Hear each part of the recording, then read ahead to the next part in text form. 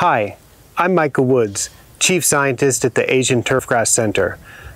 I'm excited to share with you 7 things that I've learned about turf around the world. When I was younger, in the 1990s, I remember going to Powell's bookstore in Portland, Oregon, and also to Books A Million on Washington Road in Augusta, Georgia, and looking at travel books and studying or trying to learn about some of the places that I wanted to go in the world. In 1997, I had the chance to make my first trip to the United Kingdom when I went to Scotland and volunteered as part of the big tournament support team for the Open Championship at Royal Troon in Scotland. That was my first trip across the Atlantic Ocean.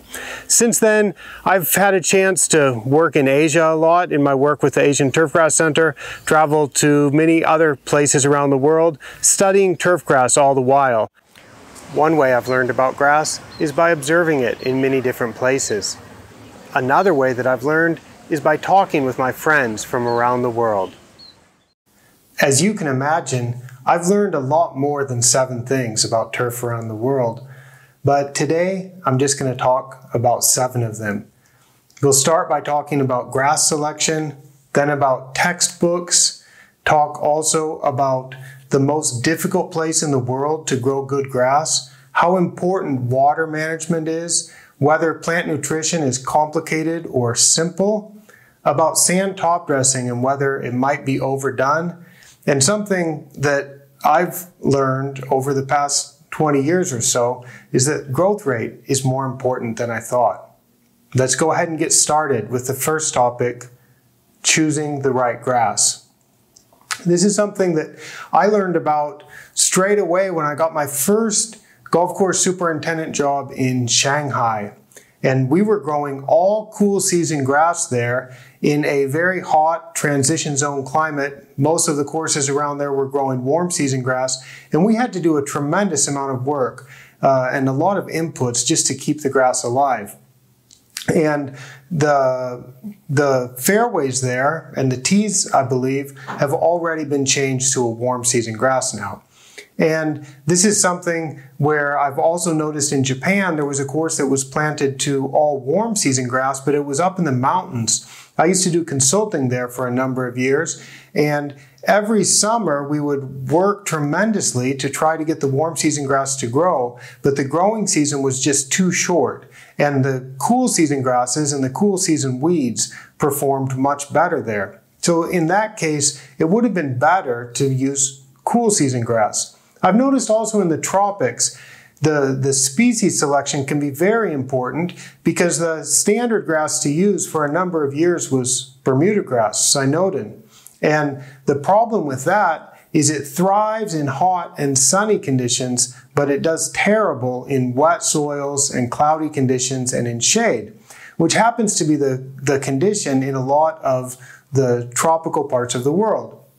What we can find in the tropical parts of the world is zoysia grass, manila grass, also seashore paspalum can perform much better than Bermuda grass. And by choosing the right grass, you can have better surfaces with a lot less work and a lot fewer inputs.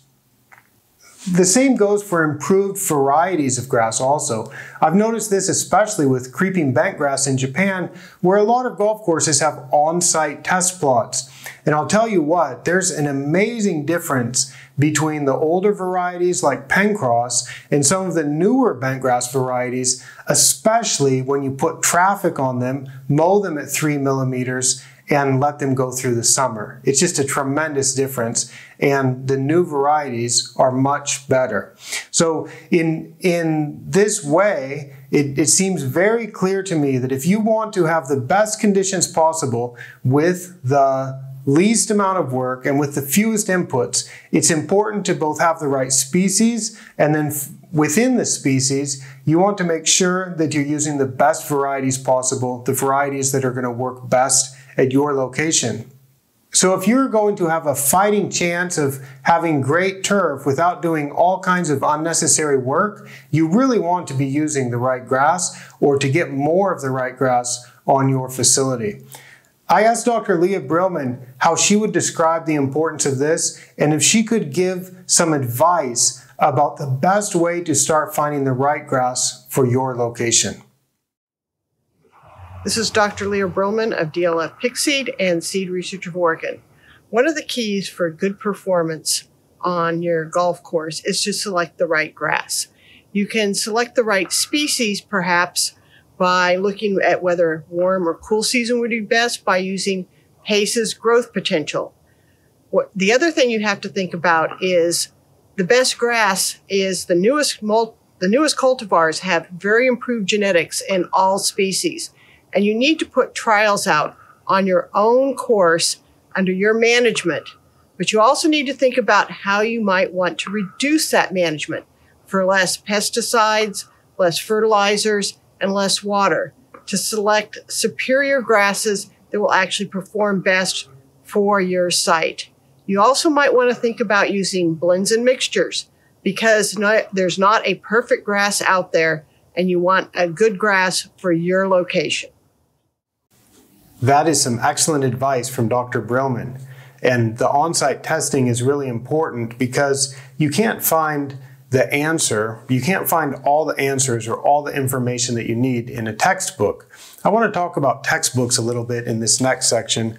I've got a few of my favorite ones here and I love reading them. The Practical Greenkeeping by Jim Arthur, I think a lot of you will be familiar with this. And this is a tremendous book, especially as it relates to growing turf in the British Isles, in a Northern European type of climate.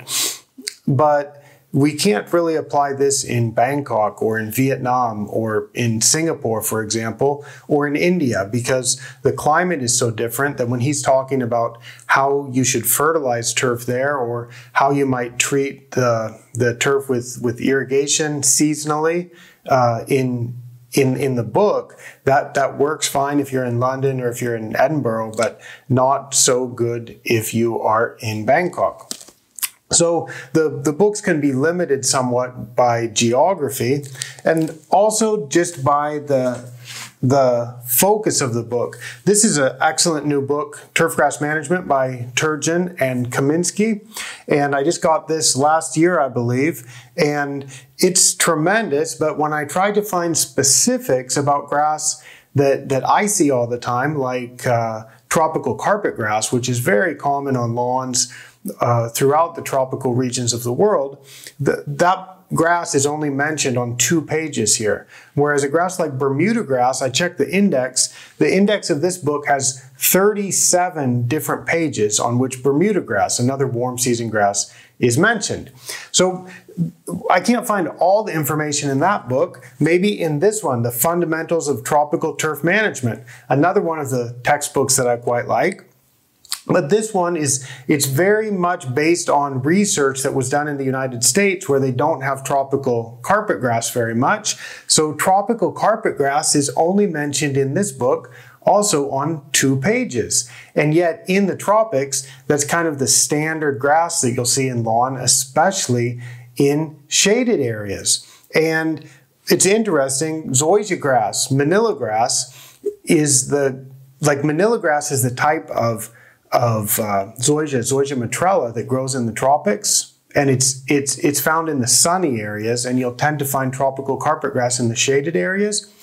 This book focuses more on Japanese lawn grass, Zoysia japonica, which is the grass that grows in cold regions. It's the zoysia that grows in cold areas, and this book says that Zoysia matrella, manila grass, is a grass of relatively minor importance because it's based on research that's been done in other parts of the world.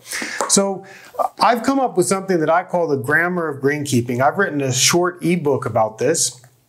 And this is not focused on specific grasses, but it's focused on the fundamentals of how grasses grow and what influences how the grass grows. Things like water, temperature, light, nutrients, all looking at how those are combined to adjust the growth rate of the grass, adjust the way the grass grows, and how it might be managed. So I think this approach is something that I've learned as I've traveled around the world, seen grass growing in so many different places and in so many different climates, and seen acres and acres of turf that you can't find any information about it in the textbook. But when you apply the principles of how much water the grass might need, how much nutrients the grass might need, what the growth rate of the grass might be, then you can come up with a system that works. So if you're interested in that, I would encourage you to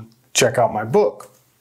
And that leads me to something that I've always considered really interesting, which is where in the world is the most difficult place to grow grass? And I think, to me, it seems obvious that the most difficult places must be deserts because there's simply not enough water for grasses to grow in the desert. And so in the desert, one sees vast expanses of sand and no grass. Of course, if one is able to supply water to the turf, or supply water in the desert, then the temperatures might be suitable for grass to grow. And cold places I think might be difficult. I looked up some data recently and I've put it on this chart, and the blue coated areas have an average annual temperature less than 15 degrees Celsius, so I would consider that to be definitely a cool season zone. The places in green are transition zone, where you could have both warm or cool season grasses. They have an average annual temperature between 15 and 20 degrees Celsius. And the warm season areas are colored in red, and those locations have an average annual temperature more or above 20 degrees Celsius. And here's how the warm season areas rank. Now, I didn't include everywhere, but I included some representative areas. And what I did is I looked at the growth potential from paste turf, where the temperature is warm enough that the growth potential is above 20%, and that the precipitation has been at least 60% of the evapotranspiration. So that means it's rained enough that you probably don't need to do any irrigation. So to me, that's going to be classified as a good day. So I did this for data from 2018 and 2019, and it turns out that Kuala Lumpur in Malaysia had 61% of the days would have been good, where you wouldn't need to do many inputs in terms of irrigation in order to have good growing grass. And it turns out that my intuition was correct in that the lowest ranking places were Cairo, Dubai. Only 1% of the days in Cairo, 0 days over 2 years, were actually suitable for grass because it just didn't rain enough. Baghdad was also quite bad. So the desert areas turned out to be matching what I thought. Now for cool season grass, I wonder how the cold areas are, and I've been to Reykjavik, and I thought that would be a tremendously difficult place to grow grass. So I asked my friend Bjarni Hannesson if he thought that Iceland might be the most difficult place in the world to grow grass.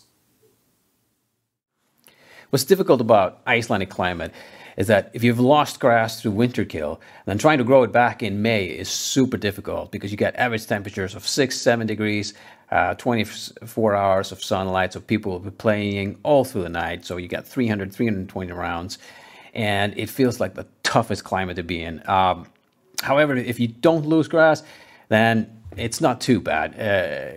You don't get hit with diseases that wipe out the place in 24 hours. So there are probably tougher places around the world, but May in Iceland is probably up there with the toughest. I'm pretty sure about that. I agree with Bjarni. Iceland certainly must be among the toughest places to grow grass. Well, how was that ranking of the places for cool season grass? When I did that ranking of good days, when I looked at that for cool season grass, it turns out that Sydney, which is in a transition zone climate, had the highest number of good days per year. And in this case, we're doing a cool season growth potential and looking at the 5-day average of precipitation being at least 60% of evapotranspiration. So a lot of the places that turned out to be good for cool season grass are warmer. They are the places that that would be considered in the transition zone. And Reykjavik was towards the bottom. They only had 42 good days per year. And the places that ranked below Reykjavik, those are places that tend to be dry when the temperatures are suitable. Places in northern and northwestern China that are quite dry. So Reykjavik was not quite as bad as I thought it would be, and it kind of matches with what Bjarni said, that it's maybe not the most difficult place in the world. Another way of looking at it is per season, not just summing the days, but looking at how long the season is, which I took as being days with the low temperature being above 1 degree Celsius. So that takes the frost days, the colder days of the year, and just says that's not part of the season. And in this case, Reykjavik's not on this chart. I think it was about 17th, and it wasn't as bad as I thought it would be in the ranking, because it's just warm enough for the grass to grow in the summer, and usually it rains some, and that makes it somewhat suitable for growing grass. And that leads into the next topic, which is how important irrigation is and how one really needs to manage the water very well. And that is something that is true for both warm and cool season grasses. And I asked Andrew McDaniel in Japan if he could talk about that and share some of his experiences with irrigation and soil moisture management. Hey Micah, when I first got to Kea, the turf conditions were not so ideal. The first thing we did to identify the problems was to check the irrigation. After checking the irrigation, we found the coverage was very poor and the pressure was very low. After moving about 300 to 400 sprinkler heads and stabilizing the pressure, the turf conditions drastically improved. We could then focus on other areas of the golf course to improve the conditions for the members and the players. But I have a question for you, Micah. Once I first got here, you told me you thought that I should top dress as frequently as possible to help with the organic matter management. But the past 5 years, I've been able, well, not been able to get away with, but more or less I've settled on about 2 top dressings per year. And we haven't seen a decrease in our conditions, but more or less maybe we've been able to maintain really top level conditions with just those 2 top dressings per year. So what are your thoughts on that? Wow, thanks Andrew. You really put me on the spot there. But you're right. I did recommend putting a lot of sand and putting as much as possible. In fact, I used to recommend from 40 to 50 cubic feet per 1,000 square feet, which is an old USGA recommendation from about 20 years ago. And that works out to be 12 to 15 millimeters in depth, that much sand on an annual basis. So I was recommending that for a number of years, and for 3 reasons I've changed that now. One, people kept telling me that they just couldn't put that much sand. They're just like, we couldn't disturb the golf course that much, especially in Japan, where they're trying to produce really good surfaces for the members. In a year-round growing season, they typically don't put that much sand, and they still get excellent surfaces. So I was like, okay, I'm recommending one thing, but people aren't actually doing that, but they're still getting good results. So I started thinking maybe I'm recommending too much sand. Also, when I was playing golf, I noticed that it seemed like people were always doing something to the greens, always verticutting, scarifying, coring, top dressing, putting sand, dusting every week. And I didn't really like putting on sand myself. So I just inherently want to minimize that if possible. And I noticed that I kept recommending that people do things that I thought would actually make the green worse in the short term, but the idea was it would make it better in the long term. But if we were constantly making it worse in the short term by putting sand on it, that didn't quite match. So I had to kind of think about it. And so when Andrew started at Kea Golf Club 7 years ago, I still wanted him to put more sand, but he just wasn't able to do that. And the surfaces kept getting better and better every year with less sand, with more rolling, with less aerification. The surfaces were actually getting better. And so I kind of flipped my thinking to now saying, how can we minimize the amount of sand that we put? And to do that safely, I think we can do something that's really simple. I've been calling it the OM246, which is measuring the total organic matter at a depth of 0 to 2 centimeters from the surface, and then also measuring the total organic matter at a depth from 2 to 4 centimeters and from 4 to 6 centimeters. This is not new. In fact, Charles Henderson has been telling me that I should do this for years, and I never really well, I guess I'm a slow learner. It takes me a long time to learn. But a few years ago, I started doing this, and it's like, wow, this is really good. This is what a great way to measure exactly the effect of top dressing sand that's been applied, and for any particular site to be able to get a really good idea of how much top dressing sand will need to be added in the future. This is really exciting, it's really informative, and it's really simple.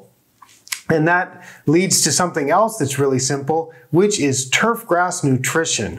And the precision fertilization method that you may have read about from Sturf in Scandinavia, or that's also called demand-driven fertilization. First researched, I think, by Tom Erickson and colleagues. That just says that all you need to do is look at how much the grass is growing, look at how much the grass grows through the year, and supply the grass with that many nutrients. It's very simple, and it turns out that because for fine turf grass, we usually want the grass to grow relatively slowly, it turns out that the nutrients supplied through that method are relatively low. And it's kind of foolproof because you're supplying everything the grass can use. A further simplification of that is something that I helped to develop with the scientists from Pace Turf called MLSN. And MLSN looks at what's in the soil and says, if the grass has a demand for a nutrient, but if there's already enough of that in the soil, enough to supply the plant's demand, you don't need to apply it as fertilizer. So it basically takes the precision fertilization approach and accounts for what's in the soil and simplifies it even further. It turns out that a lot of turfgrass sites, especially in a climate like you'll have in the United Kingdom, can be fertilized like this. A little bit of nitrogen, occasional topping up with potassium, never any phosphorus, basically nothing else. Now, as you go into other parts of the world where grasses are going to be grown in more sandy root zones or with more rapid growth rates, then you might need to apply more nutrients. But basically, it's that simple. And you can look into MLSN, a lot of the things I've written about that, to find out more about just how simple it could be. But don't just take my word for it. I asked Dr. Beth Guertal if she could agree with me or if she disagreed with me about how simple turfgrass nutrition is. So, nutrients for turfgrass. In many cases, it is pretty simple. Nitrogen and water, as somebody often said to me, those are two really good growth stimulants. Thanks, Beth. I'm glad it can be that simple. I used to confuse myself about tissue testing and soil testing and making things really complicated. And I realized about 10 years ago that it doesn't really have to be so complicated because the grass will only use as many nutrients as it uses as it grows. So if we can just tie everything to the growth rate, it's a simplifying factor. It simplifies a lot of things. How much water to apply, how much sand we might need to apply, the nutrients, the mowing. It's a common thread that goes through everything of turfgrass management. I used to think that for turfgrass, it was a special kind of crop. I don't know if I was taught or if I just came up with this myself, but it was like, for other crops, the yield is important. But for turfgrass, we don't really need to worry about the yield. The yield is not important. For turfgrass, what really matters is quality.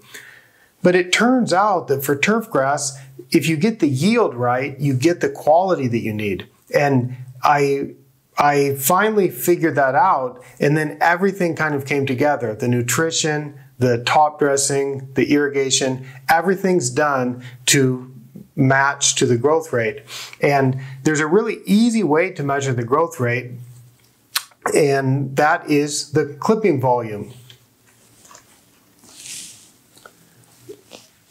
A few years ago, I was at Hazeltine National Golf Club for the Ryder Cup, and I was very interested in the quality of the playing surfaces and also how fast the grass was growing. And I talked with the superintendent there, Chris Tritabaugh, about how much the grass was growing, and he couldn't really give me an exact number. I think it's easier to make the surfaces even better. Of course, the surfaces there were superb, as you saw, but to optimize the work and to make a plan, if you have great surfaces this year, to match that condition next year or maybe make it even a little bit better, I think it's really valuable to have an exact number for how much the grass is growing. I asked Chris if he could talk about that a little bit.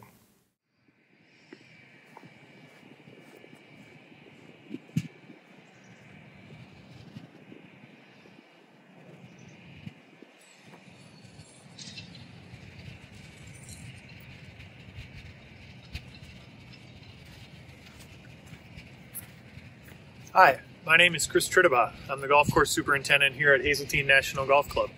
Just finishing up a little measurement, green speed measurement here on our 15th green. And I want to talk a little bit about some of the measuring that we've done here at Hazeltine over the past few years. It wasn't that long ago, back when we hosted the Ryder Cup in 2016, we weren't doing any kind of measuring on our greens. We weren't measuring metrics like clipping volume, green speed, at least on a daily basis. In the time since then, working with Dr. Michael Woods, I've really started to focus on gathering important metrics from our putting surfaces each and every day in order to provide our membership with the best possible playing conditions. The most important metric that I believe we collect on a daily basis is the clipping volume. Obviously, no clipping volume right now. We're very much at the end of the season and the grass isn't growing. But when the grass is growing, collecting the clipping volume from the mowers every single day has really given us an important metric that allows us to provide the best possible conditions for our membership. Have you tried measuring the clipping volume? It's something that turns out to be pretty easy to do, and people find it to be even more valuable than they thought it would be. I certainly have.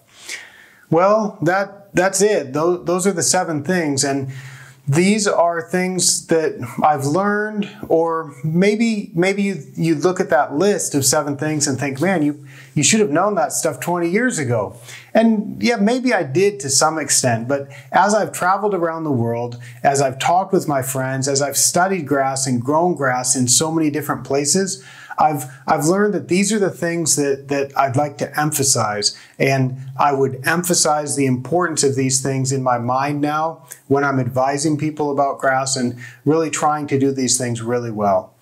Well, thank you for joining today, and you can always find more information at my website, asianturfgrass.com, where I write and share lots of information about turfgrass. Thanks again. Bye-bye.